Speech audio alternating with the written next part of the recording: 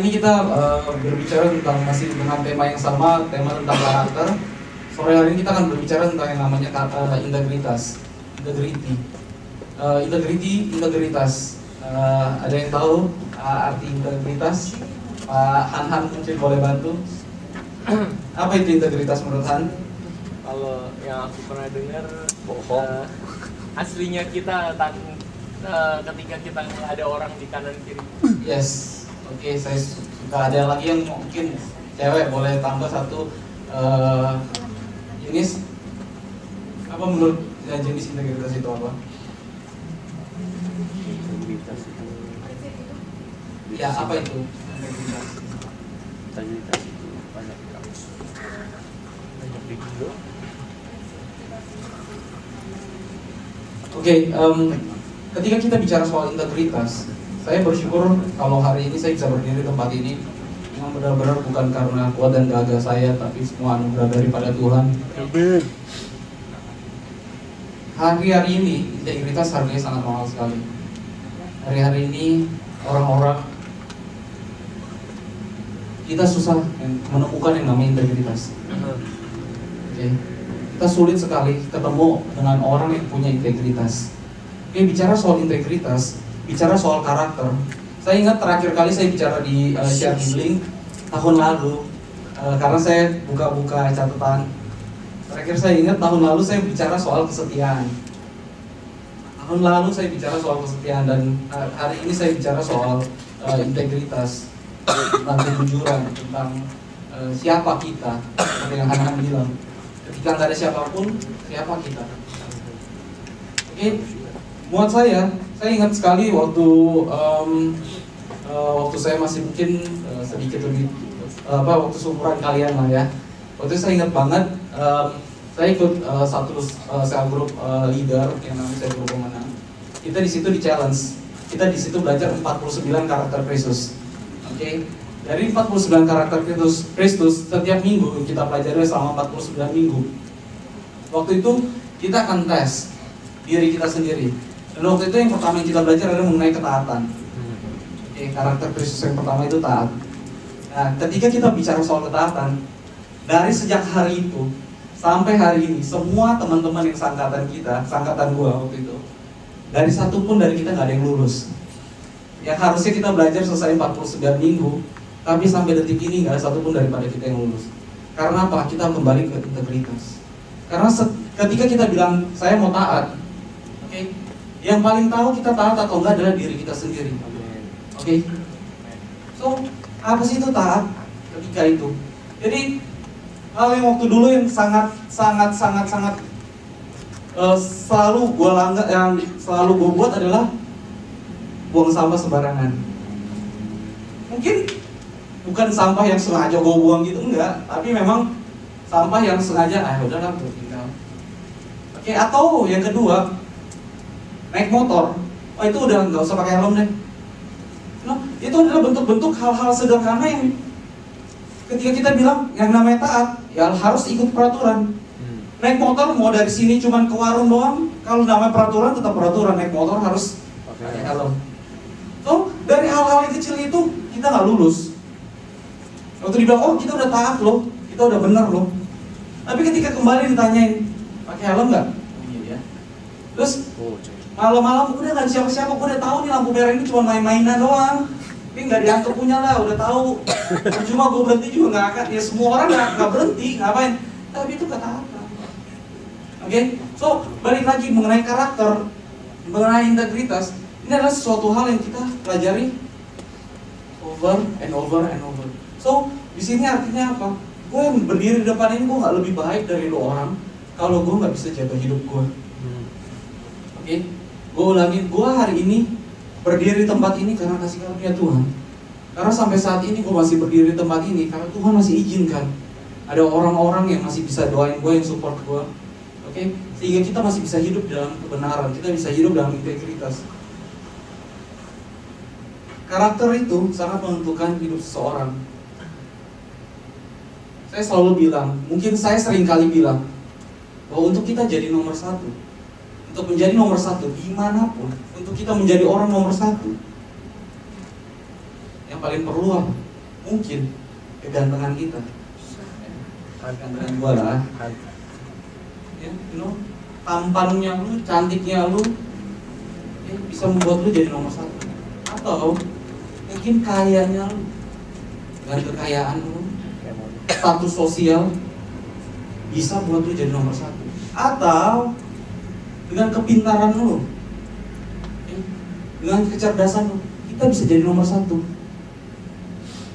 Tapi hanya dibutuhkan yang namanya attitude itu untuk membuat kita tetap berada di posisi sana. Banyak orang yang ketika dia sudah berada di posisi atas, dia jatuh. Banyak orang yang udah di atas hilang. Mengapa? Salah satu quotes yang aku pernah dengar dari salah satu presiden Amerika Serikat, kalau gue nggak salah Abraham Lincoln, dia bilang gini, if you want to know the true character of someone, give them power and give them money. Kalau kamu mau tahu kekuatan karakter seseorang yang paling benar, kasih dia kekuatan, kasih dia kekuasaan, dan kasih dia uang. Di situ kamu akan lihat dia seperti apa. Ketika kamu punya uang, kamu akan tahu karakter kamu seperti apa. Apakah kamu jadi orang yang sombong?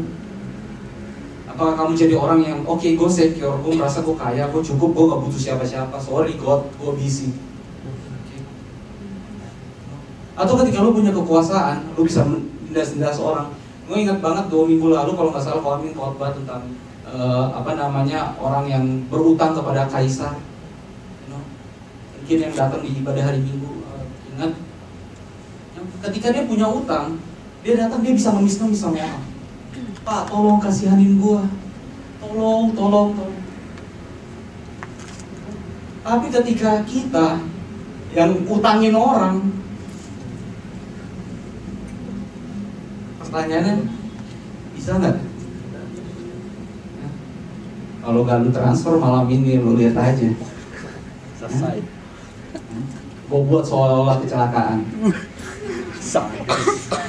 Banyak hal yang,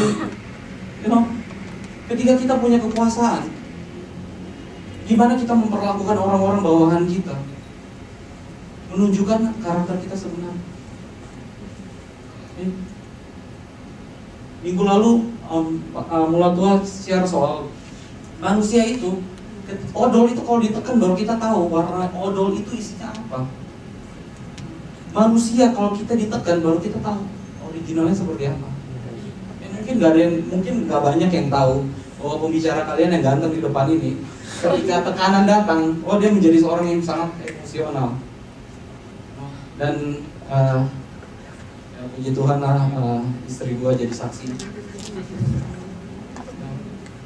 Ketika karakter inilah yang membuat kita setiap hari kita bergumul, karena kita sadar betul bahwa ini adalah proses umur hidup.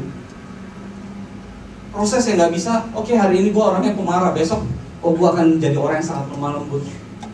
Oh ya, oke, hitung berapa hari.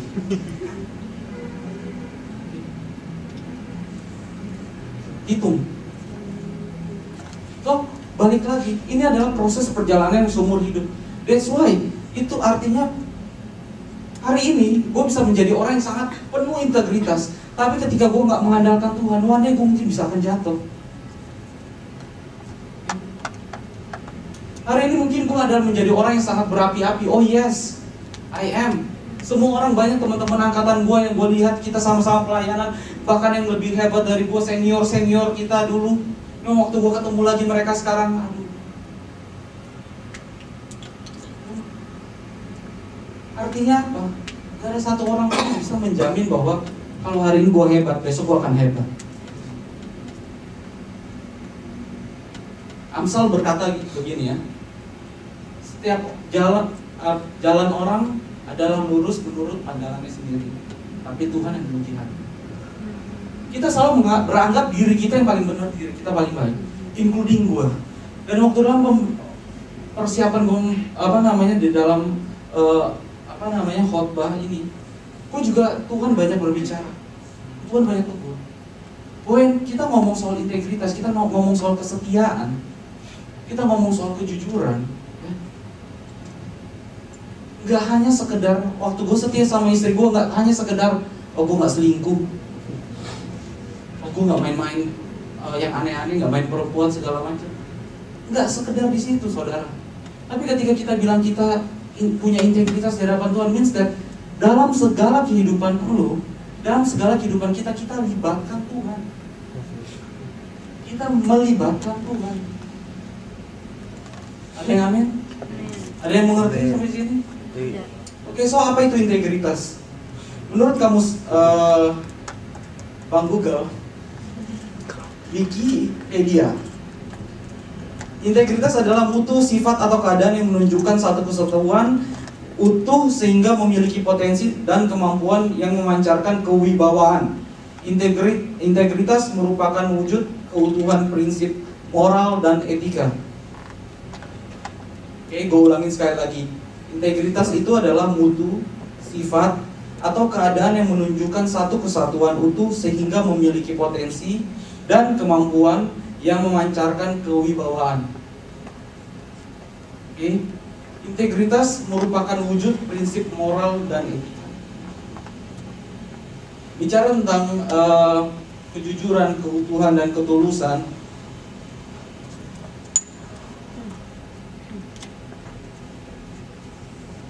saya bersyukur Tuhan percayakan untuk kita punya bisnis kecil. Dan di perusahaan saya, di perusahaan kita, di perusahaannya Tuhan, kita punya yang namanya value. Kita punya namanya nilai-nilai. Nilai-nilai di mana setiap orang yang bekerja di perusahaan kita harus mereka tahu betul apa itu nilai-nilai. Dan setiap daripada mereka mengerti betul nilai-nilai ini dan mereka harus menjalankannya. Dan ketika nilai-nilai ini adalah salah satu dari beberapa nilai-nilai yang kita taruh dan mereka fail, otomatis mereka sudah tahu apa yang harus mereka perbuat. Oke, dan salah satu nilai-nilai yang kami buat adalah seperti ini. Kamu orangnya hebat, jago jualannya, marketingnya hebat, tapi kamu gak punya attitude kamu jelek, kamu gak bisa kerja sama dengan tim, kamu maunya menang sendiri, gak bisa punya teamwork. Sorry to say, saya pecat kamu. Yang kedua, gak bisa ngapa-ngapain. Extreme say, bego. Okay. Tapi lu punya sikap yang baik, mau berusaha, mau kerja keras, jujur, punya integritas, saya akan pertahankan kamu. Yang ketiga, kalau kamu punya integritas, kamu punya attitude yang baik, kamu jago, kamu pasti akan dapat promosi. That's the value. Mengapa? Karena pertama, balik lagi yang seperti saya bilang, untuk orang jadi pintar ada sekolahnya. Untuk orang jadi jujur seumur hidup nggak bisa diajarin. Nggak ada sekolahnya. Nggak ada sekolah tentang karakter. Nggak ada sekolah tentang karakter. Karakter itu sudah bawaan kita. Hanya tergantung kita dan Tuhan, seberapa besar hubungan kita dan Tuhan. Itu yang akan menentukan, yang bisa merubah hidup kita. Ada yang amin? Ada yang amin sampai di sini? Penulis Chicken Soup for the Soul, tahu Alan Cohen, dia tulis gini, you are an integrity when life you are living on the outside matches who you are in the inside. Kamu adalah orang yang punya penuh integritas ketika kamu apa yang kelihatan sama seperti apa yang nggak kelihatan di dalam. Ada yang ngerti? Siapa yang pernah tahu gunung es? Ada yang pernah lihat gunung es? Gambarnya lah setidaknya. Ada yang pernah lihat gambar gunung es? Oke, saya kasih tunjuk gambarnya. Mohon maaf ya, saya lupa kasih slide di presentationnya. Ada yang pernah lihat gunung es? This is what I call attitude. Ini yang saya bilang sikap kita, integritas kita. Apa yang kelihatan di atas permukaan sebenarnya hanyalah 20% dari apa yang nggak kelihatan di bawah dasar laut. Apa yang kelihatan sesungguhnya hanya 20% dari apa yang nggak kelihatan di dasar laut. Tapi yang 80% inilah yang menenggelamkan Titanic. Ketika orang melihat karakter kita, ketika orang melihat gunung es 20%, dari jauh mereka lihat, oh ada gunung es, hati-hati jangan dekat-dekat. Tapi mereka nggak pernah tahu bahwa di bawahnya itu ada 80%, yang jaraknya mungkin 80%, 80 kali lipat lebih besar dari apa yang tampak di atas. Ini yang menenggelamkan Titanic. Ini yang membuat Titanic kalah. Karakter kita yang menentukan apakah kita bisa menjadi orang nomor 1 atau kita akan selalu menjadi orang yang loser. Pilihan di tangan kita. Amin.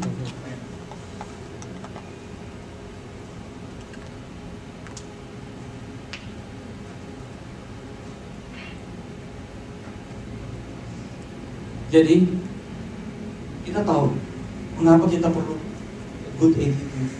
Mengapa kita perlu tahu untuk menjadi orang yang penuh dengan integritas. Alkitab satu-satunya ayat yang menjadi paduan hidup saya sekarang ini adalah ayat yang dari Amsal yang dikatakan begini, diberkatilah orang laki-laki yang takut akan Tuhan, anak istrinya akan diberkati. Oke. Salah satu ayat yang Amsal 20 ayat 7 dikatakan begini, orang yang bersih kelakuannya, berbahagialah keturunannya. Dalam terjemahan King James Version dikatakan ini, the just man walk in his integrity, his children are blessed after him. Orang yang berjalan, yang bersih kelakuannya, orang yang punya integritas, kalau dalam King James Version dikatakan, orang yang punya integritas, berbahagia keturunannya. Amin. Orang yang punya integritas, berbahagia keturunannya. Ini salah satu mimpi saya, ini salah satu dream, ini salah satu cita-cita. Mana saya mau. Mungkin nggak banyak yang tahu, tapi latar belakang keluarga saya, keluarga papa saya, dari papa saya, keturunan kita, ya, sampai di angkatan saya, belum pernah. Mereka banyak yang sukses, banyak yang pernah kaya, tapi habis itu habis. You know? Mereka pernah kaya, tapi hari tua mereka susah. Ketika gue tanya, ketika gue share sama nyokap gue, ketika nyokap gue selalu nasehatin, dia selalu bilang apa? Karena laki-laki ini, kalian punya kecenderungan melenceng dari Tuhan. Ketika kalian punya diberkati Tuhan, kalian suka lupa sama istri kalian. Hidup gak takut Tuhan. Oke, so balik lagi, saya bilang bahwa angkatan papi saya, angkatan kita, angkatan saya harus selalu bilang, dan saya ngomong sama istri saya dan bilang, tolong terus doakan saya. Satu-satu cita-cita saya, bukan saya mau kaya raya dong. Saya cuma mau buktikan, saya cuma mau lihat janji Tuhan apakah apa yang Tuhan bilang bahwa orang laki-laki yang takut akan Tuhan, hidupannya akan diberkati. Amin. Orang laki-laki yang takut akan Tuhan. Dan ketika berbicara balik lagi yang seperti yang tadi saya udah bilang, takut akan Tuhan berarti artinya apa? Enggak sekedar hidup jauh dari dosa, tapi melibatkan Tuhan dalam segala apapun, dalam segala keputusan, di dalam segala langkah, libatkan Tuhan. And that's the key. Ada yang amin sampai sini? Jadi bagaimana hidup dalam integritas? Kita sama-sama buka Bilangan 6 ayat 23 sampai 27. Bilangan 6 ayat 23 sampai 27. Satu orang boleh bacakan untuk saya? Bilangan 6 ayat 23 sampai 27.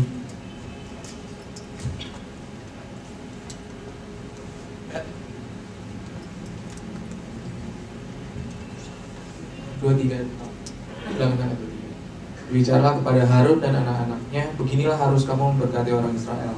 Katakanlah kepada mereka, Tuhan memberkati engkau dan melindungi engkau. Tuhan menyinari engkau dengan wajahnya dan memberi engkau kasih karunia. Tuhan menghadapkan wajahnya kepadamu dan memberi engkau damai sejahtera. Demikianlah harus mereka meletakkan namaku atas orang Israel, maka aku akan memberkati mereka. Amin. Gini harus kamu kasih tahu sama orang Israel. Tuhan memberkati engkau dan melindungi engkau. Tuhan menyinari wajahnya dan memberi engkau kasih karunia. Tuhan menghadapkan wajahnya kepadamu dan memberi engkau damai sejahtera. Bulan lalu saya ke Cina. Saya kebetulan ada project. Saya bikin stage lighting. Saya harus bikin stage lighting, dan waktu itu saya ke China, kita ke pabrik sama klien saya, dan kita tes. Saya tes lampu. Mereka punya showroom yang cukup besar dan kita tes lampu stage. Ketika berdiri lampu di atas stage, lampu nyala semua. Ya, saya nggak tahu teman-teman yang di sini yang mungkin pernah di atas stage, panggung yang besar. Ketika dengan cahaya yang sangat profesional lighting, ketika cahaya itu nyala, kita di atas panggung nggak bisa lihat siapa-siapa di situ, nggak bisa lihat siapapun di bawah situ. Dan waktu itu Tuhan bicara. Gue ingat banget waktu itu Tuhan talk to me. I know exactly. Tuhan bilang gini,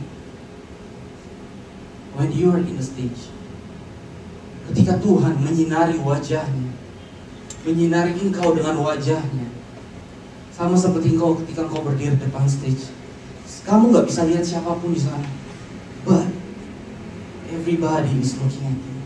Semua orang, semua penonton, even God Himself, Tuhan sendiri melihat kepada kita. Semua orang melihat kepada kita.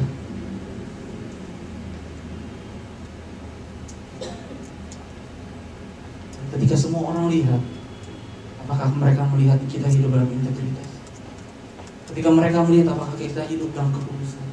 Ketika mereka melihat apakah kita hidup dalam kebenaran?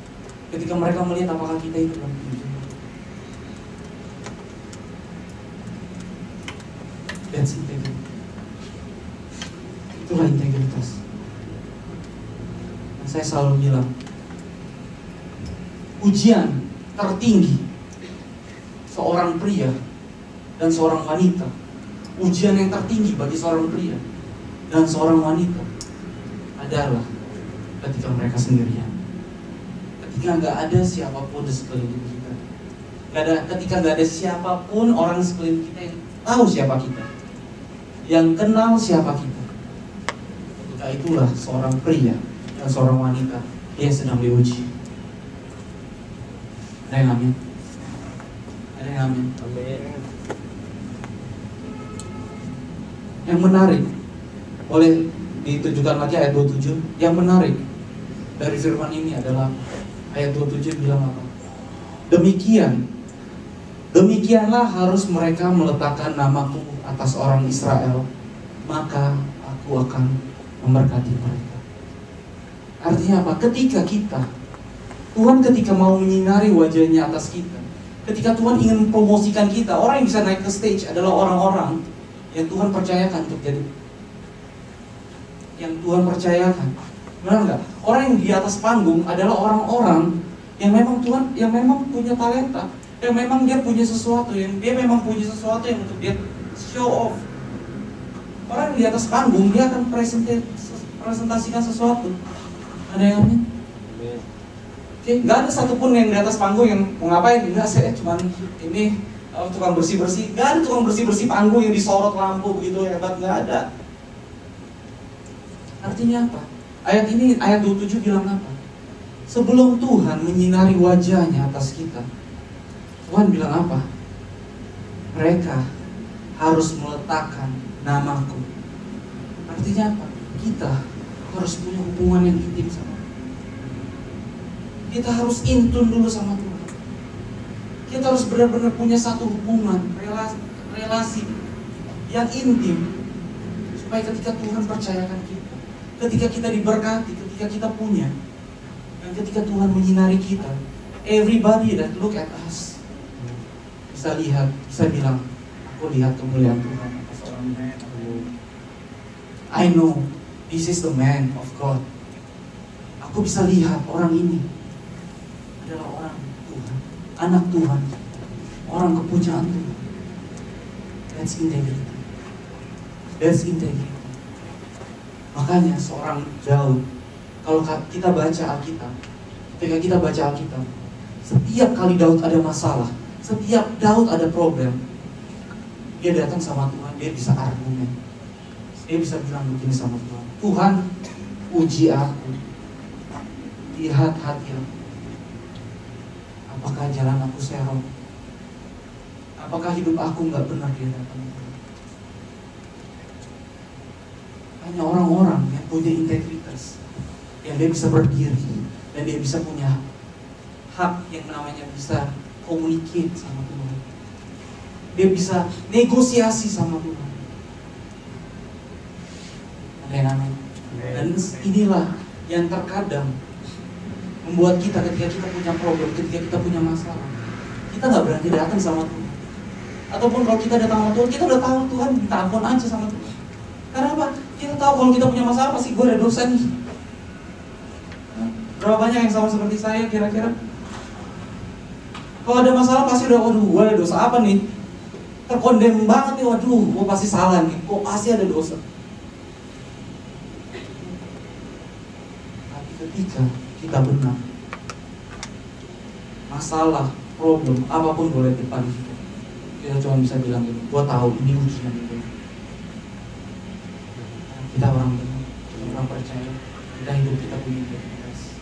Ada yang amin? Amin. Siapa yang mau diberkati Tuhan? Ada yang mau diberkati Tuhan, hidup dalam kekudusan, hidup dalam kebenaran, hidup dalam integritas. Dengan doa kita berbicara dan kita berharap Tuhan berbicara pada kita dan memberikan petunjuknya kepada kita. Ini satu-satunya jalan kalau kita mau hidup benar. Gak ada jalan lain. Orang bilang banyak jalan menuju Roma, tapi satu jalan menuju kekekalan, Yesus. Amin. Gak ada cara lain, gak ada jalan lain.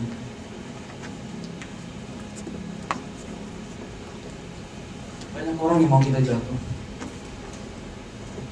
Banyak orang yang ingin kita hancur. Iblis gak pernah senang. Iblis gak pernah senang lihat anak-anak dulu bangkit. Iblis gak pernah senang. Lihat supaya dia berusaha untuk hancurkan. Siapa yang dihancurkan? Pemimpin. Siapa yang dihancurkan? Pemimpin. Berapa banyak kita atau teman-teman kita, orang-orang sekeliling kita yang kita tahu hidupannya hancur-hancuran karena pemimpin gagal. Berapa banyak kita yang ngalamin, kita lihat teman-teman kita yang begitu dihancurkan hanya karena masalah ini, tentang integritas, tentang kejujuran. Banyak teman-teman yang punya banyak teman-teman yang mereka share soal tentang ketika mereka diberkati, mereka banyak lupa. Mereka lupa bahwa semua yang mereka punya hanya berarti. Siapa yang mau diberkati Tuhan? Mari kita sama-sama buat suatu komitmen bahwa apapun yang terjadi, ya kita sungguh-sungguh dalam Tuhan, ketika kita sungguh-sungguh mengandalkan Tuhan, Tuhan yang akan ubah kita, Tuhan yang akan ubah karakter kita, untuk kita bisa menjadi surga dengan kita. Amin. Saya sudah selesai. Pemain musik boleh maju, kita akan doa sama-sama. Where you go?